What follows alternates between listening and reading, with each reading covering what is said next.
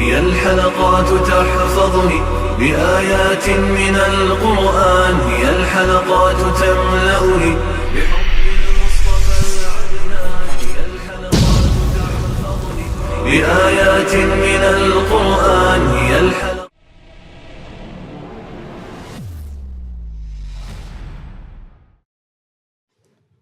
سورۃ البقرہ آیت نمبر 173۔ اعوذ باللہ من الشیطان الرجیم، بسم اللہ الرحمن الرحیم۔ انما حرم علیکم المیتۃ والدم ولحم الخنزیر وما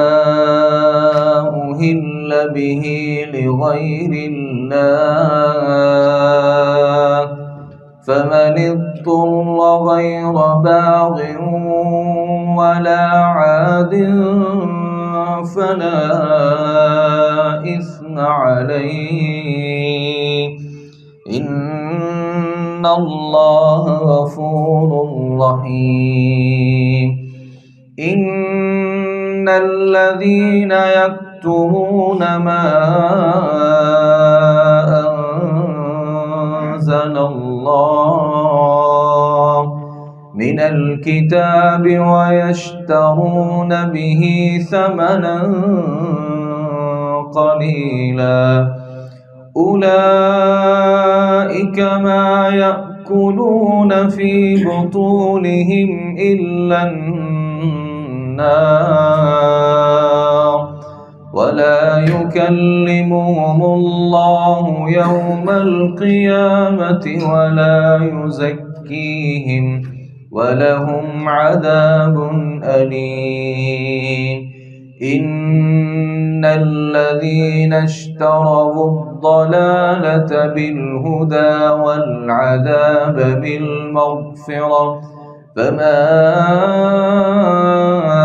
أصبرهم على النار، ذلك بأن الله نزل الكتاب بالحق وإن الذين اختلفوا في الكتاب لفي شقاق بعيد۔ انما حرم علیکم المیتہ، صرف اس نے تم پر مردار حرام کیا ہے، والدم اور خون، ولحم الخنزیر اور خنزیر کا گوشت، وما اہل بہ لغیر اللہ اور ہر وہ چیز جس پر غیر اللہ کا نام لیا جائے۔ فمن اضطر غیر باغ، تو جو شخص مجبور کر دیا گیا، غیر باغ نہ وہ بغاوت کرنے والا ہو، ولا عاد اور نہ ہی حد سے بڑھنے والا ہو، فلا اثم علیہ تو اس پہ کوئی گناہ نہیں ہے۔ ان اللہ غفور الرحیم، بلا شبہ اللہ بے حد بخشنے والا، بہت رحم کرنے والا ہے۔ ان الذین یکتمون، بلا شبہ وہ لوگ جو چھپاتے ہیں، ما اس چیز کو، انزل اللہ من الکتاب جسے اللہ نے کتاب میں نازل کیا، وَيَشْتَرُونَ بِهِ ثَمَنًا قَلِيلًا اور وہ حاصل کرتے ہیں اس سے تھوڑی قیمت، اولئک یہی لوگ ہیں، ما یأکلون فی بطونہم نہیں وہ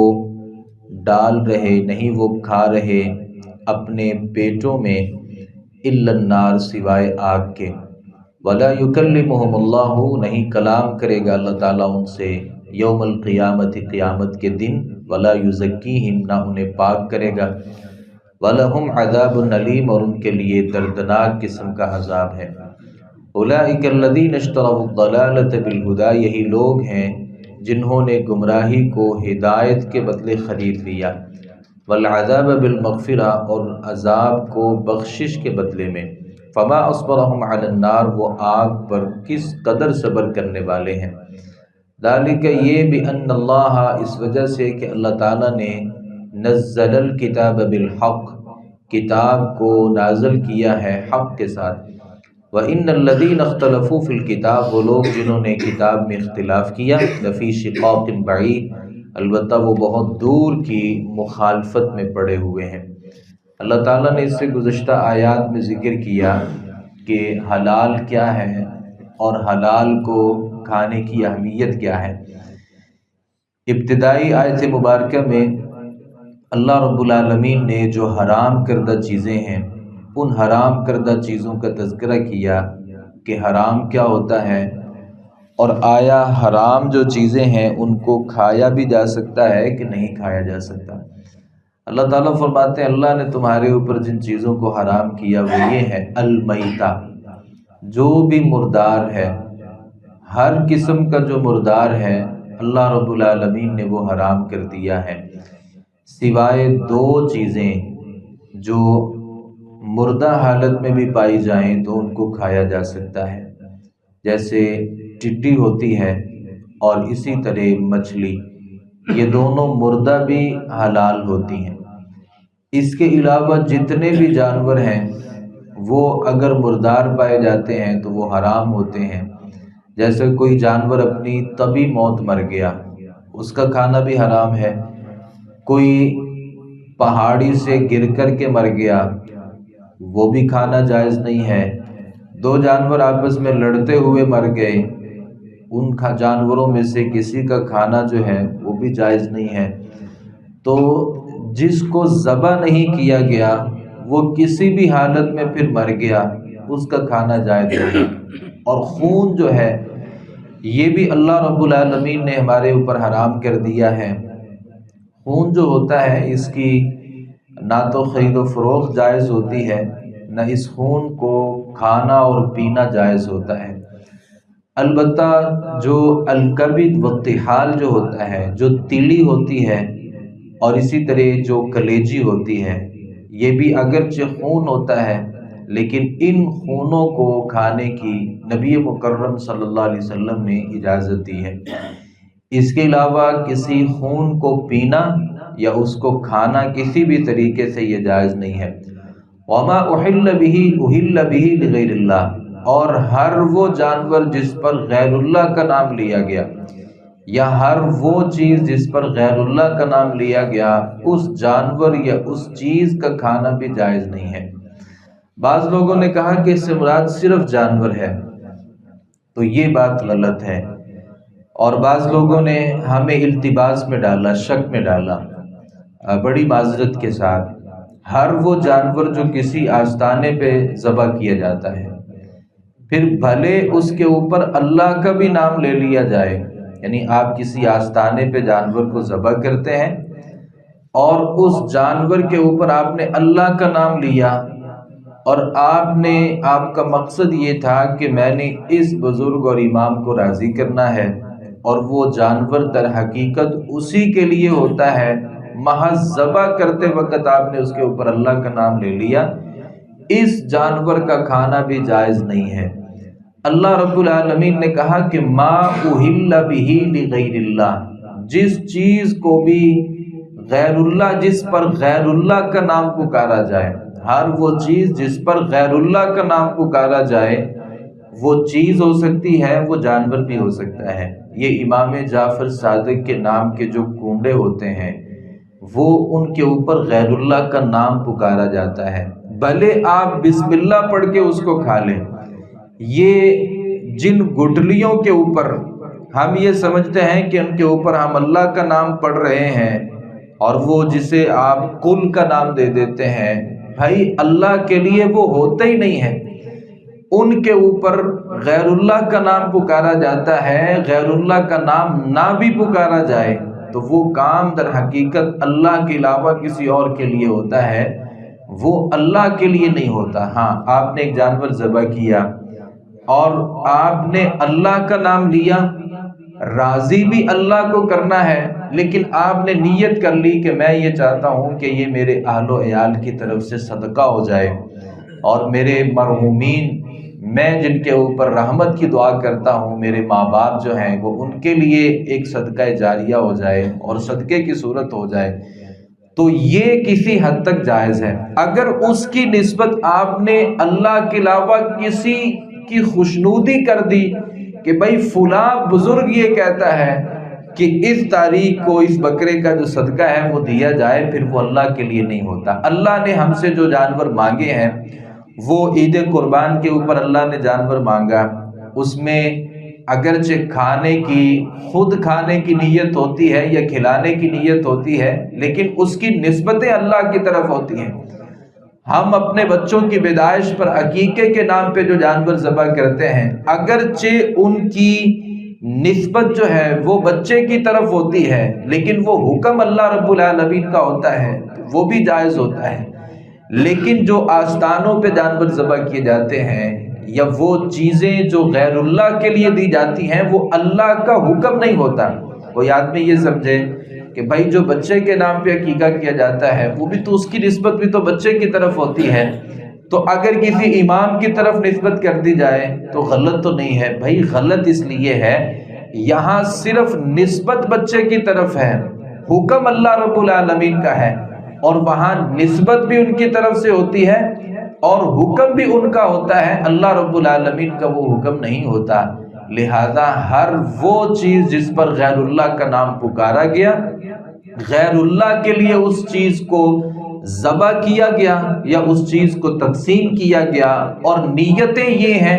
کہ ہم نے غیر اللہ کو اس پہ راضی کرنا ہے، تو اللہ رب العالمین فرماتے ہیں وہ کسی اہل ایمان کے لیے جائز نہیں۔ فَمَنِ اضْطُرَّ غَيْرَ بَاغٍ وَلَا عَادٍ، پھر جو شخص مجبور کر دیا گیا،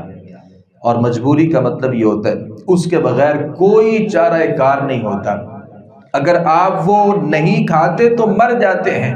کسی اعتبار سے آپ کو مار دیا جاتا ہے، یا بھوک اس قدر ہے کہ اگر وہ نہیں کھاتے تو آپ کی موت یقینی ہے، پھر آپ حرام کو بھی کھا سکتے ہیں، آپ خنزیر کو بھی کھا سکتے ہیں،